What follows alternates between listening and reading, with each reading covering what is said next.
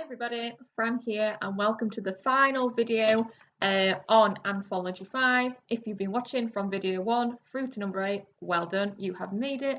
As always, just in case you are watching this out of sequence, these videos are all passages from the Gospel of Luke that help us understand when Luke thought the kingdom of God was going to arrive and what that kingdom of God was going to be like. This final video is going to look at the parable of the 10 Minas and will conclude our analysis of Anthology 5. So in terms of our final overview then, in this parable a rich nobleman goes on an extended trip to be crowned king. Whilst he is gone, he asks 10 of his servants to invest his money. So he gives them some minas, which is a currency, and asks them to invest and to ultimately have more money than what he had initially given them. When he returns, we kind of look at how 3 of these servants had responded. So 2 had taken the risk and invested the money, and they had ultimately ended up with more money than which they started with. So they'd made returns. The 3rd servant that we look at, he was afraid to take the risk. So what he did, rather than invest the money, is he put it in a safe place where he knew he wouldn't lose out on any money. And therefore he has no returns. He ends up with the exact same amount as what the nobleman, now king, had given him. When the king returns as king of the whole territory, he rewards the 2 servants who had made money and promotes them to high positions.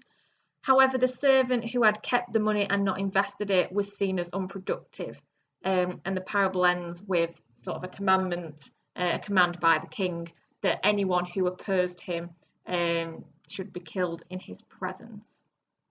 Now, there is an account in Matthew 25:14-30 that reads somewhat similar to this, but they are not particularly on the same tracks in terms of what they say, and therefore what we think is that whilst they have both written a parable that broadly speaking is on the same topic, they have used different sources to write their parables, so they were not using the same sources when they wrote their parables.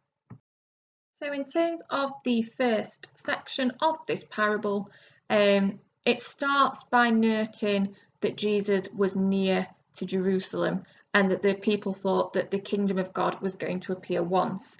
So this parable happens just before Jesus enters Jerusalem, which is significant because people anticipated the arrival of the kingdom of God at that point, sort of in real time. It is just before the crucifixion of Jesus, and people expected that at Passover in particular, the kingdom of God would arrive.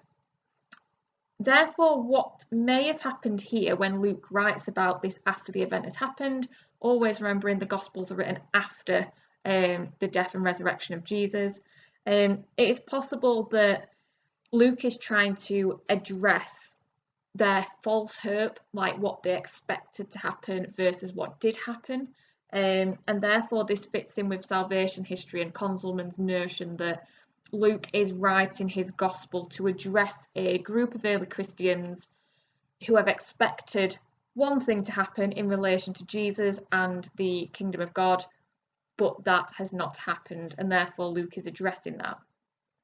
In terms of this parable, I'll just go through who the different figures represent. So the man of noble birth is Jesus.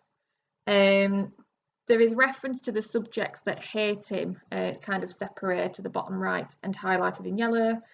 They can be considered the crowd who are going to ultimately be shouting crucify him to Jesus in Luke 23:21. And the 10 servants, who will be the 3 when we look at how they responded, they are early Christians. Just to clarify, a mina is a currency. A mina was a significant amount of money. It would have been about a quarter of an annual wage if you were working in agriculture. So it's a lot of money to be given. And then the final thing we're going to look at, we've got kind of a bit further up now. So a man of noble birth went to a distant country to have himself appointed king and then to return. So The scholar named Dodd notes that this fits in with the delayed parousia, the notion that a man of noble birth, Jesus, has gone to a different country to have himself appointed king, but then is going to return. So it's this idea of there is going to be a second coming, there is going to be an arrival in the future of the kingdom of God. So that can be seen to parallel the delayed parousia and the fact that the second coming will be later down the line. If you understand that as an allegory, as I've just explained, so it kind of means something else underneath, then you can link this to topic 4.1, which is ways of interpreting the New Testament. However, if you look at this more historically, it could be a reference to Herod Archelaus, who went to Rome in 4 BCE to be crowned king of Judea. And if you're feeling really clever, you could make a link to topic 1.2, the world of the first century, to the Roman occupation unit, where we look at that little bit of history. In that scenario where Herod went to Rome to be crowned king of Judea, his Jewish subjects rebelled against him and were brutally put down. They think 3,000 were executed. So this man of noble birth went to a distant country to have himself appointed king and then to return could actually be talking about the historical happenings at the time, but that would depend on how you read it. So this is the final part of the passage, and what you will notice is from verse 20 down to 23 there is a significant chunk of text highlighted. And the reason I've highlighted this much text is just to emphasize how much of this passage is spent looking at the third servant. So all of that big yellow paragraph is looking at the fact that the third servant didn't invest the money and the consequences of that. You would almost expect this third servant to be praised for taking the safe option. If you invest money, there's always a chance you will lose it and end up worse off than what you started. And therefore, you may on a surface expect the man who plays it safe and keeps the money safe to be the man who is rewarded for not taking risks. However, he is the one who is sort of rebuked and the one they are angry with. And the reason for this is the message that is being trying to get across is that you need to make use of the message of God. It's no good to just hear the message of God and keep it to yourself and keep it locked away. You need to go out into the world and share it and use it. And this fits in strongly with salvation history, the third stage where after the ascension, early Christians were to go out into the world and to spread the message of Jesus. So maybe Luke writes this passage in this way to try and get across to his audience, to his early Christian audience. Don't be the person who just sits back and keeps the word to yourself. Be the person who goes out into the world whilst we wait for the second coming of Jesus, and make sure that you are spreading that message as much as you can.